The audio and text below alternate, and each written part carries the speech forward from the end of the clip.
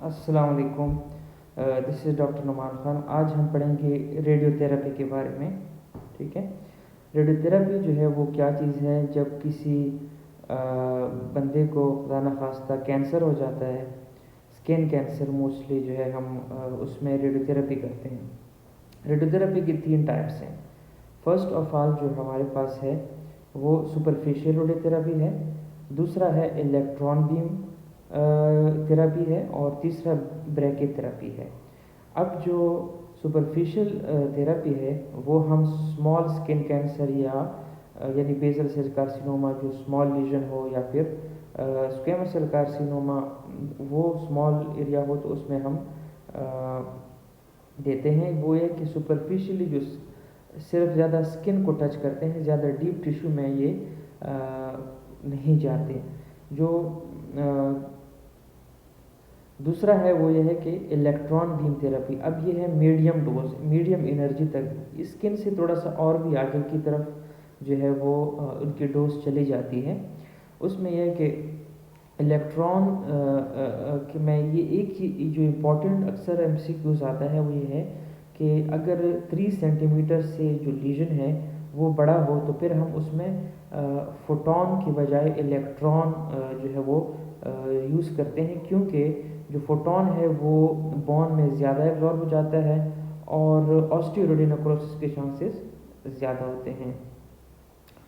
तो एक जो मेन जो इम्पोर्टेंट चीज़ है कि अगर आपने बेसल सेल कार्सिनोमा में देना है वो आप दे सकते हैं, लेकिन अगर वो बेसल सेल कार्सिनोमा किसी कंडीशन जिस तरह के नेवॉइड बेसल सेल कार्सिनोमा, जो बेसल सेल नेवस सिंड्रोम जो है, इसमें उसमें भी मल्टीपल बेसल जो है वो कार्सिनोमास होते हैं, तो उसमें आप ये रेडियोथेरेपी नहीं देते, क्योंकि वो और भी डेवलप करते हैं। तो मतलब तो और भी जो है उससे लीजन बेसल सेल कार्सिनोमा के बढ़ जाते हैं, बल्कि कम नहीं हो जाते।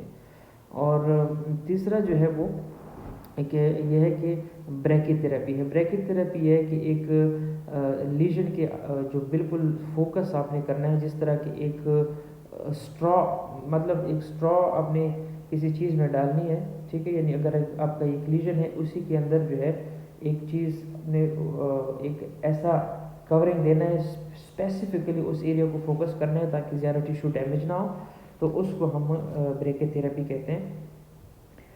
अच्छा, तो मोस्टली अक्सर ये रेडियोथेरेपी में ये कहते हैं कि अगर पुअर कॉस्मोसिस जो है वो हो जाती है, अगर यंग पेशेंट हो तो उसमें आप रेडियोथेरेपी नहीं देते।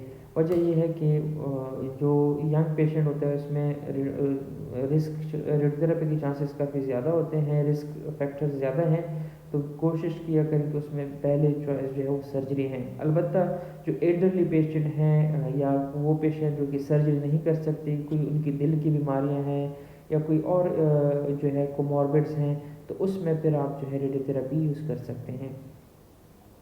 और इसके अलावा जो ब्रिज ऑफ द नोज़ है वो ये कहते हैं कि specially bridge of the nose, उसमें रिस्क ओस्टियोरोड नेक्रोसिस जो है वो ज़्यादा होता है ब्रिज ऑफ नोज़ में। तो वहाँ पे आपने रेडियोथेरेपी के देते वक्त जो है वो एहतियात करना है।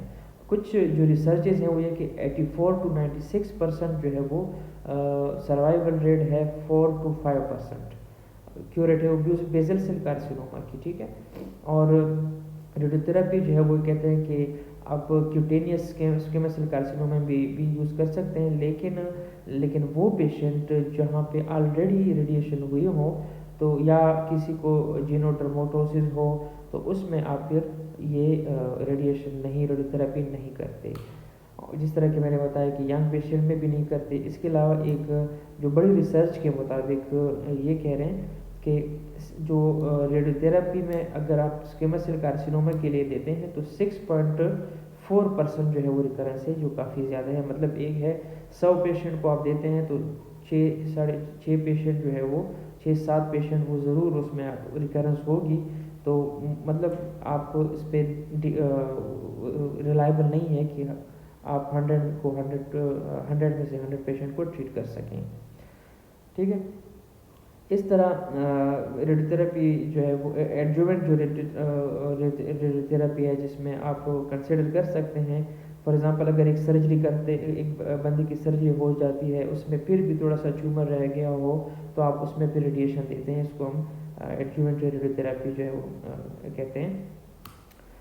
और इसके अलावा अगर कोई पेशेंट की मेटास्टेसिस हुई उसके मसल कार्सिनोमा के हेड एंड नेक रीजन में, तो आप एडजुवेंट रेडियोथेरेपी जो है वो आप कर सकते हैं, ताकि वो लोकल कंट्रोल जो है वो उसको बेहतर करें। और जो यानी या वो पेशेंट जिसमें N1 यानी ट्यूमर नोड अगर पल्पेबल है तो उसमें भी फिर आप या एक्स्ट्रा कैप्सुलर स्प्रेड हो तो उसमें फिर आप रेडियोथेरेपी दे सकते हैं। ये दो इंपॉर्टेंट चीज़ें हैं, अक्सर MCQs एग्ज़ाम के MCQs में आते हैं। एक्स्ट्रा नोडल स्प्रेड और साथ में N1 अगर स्टेज कैंसर हो हेड एंड नेक में तो आपने रेडियोथेरेपी देनी होती है।